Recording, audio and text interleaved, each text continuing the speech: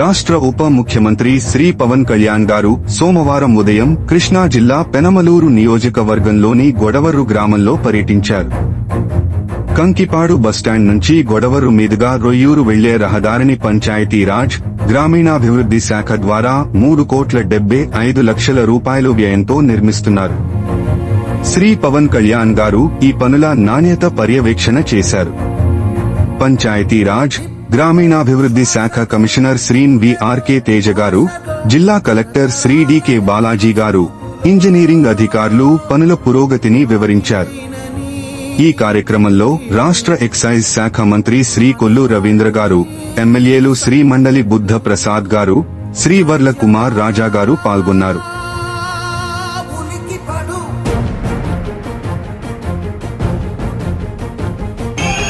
కంకిపాడు, రొయ్యూరు, గోడవరు గ్రామ ప్రజలు వాళ్ళ విజ్ఞప్తిని బోడే ప్రసాద్ గారు దృష్టికి తీసుకొచ్చారు.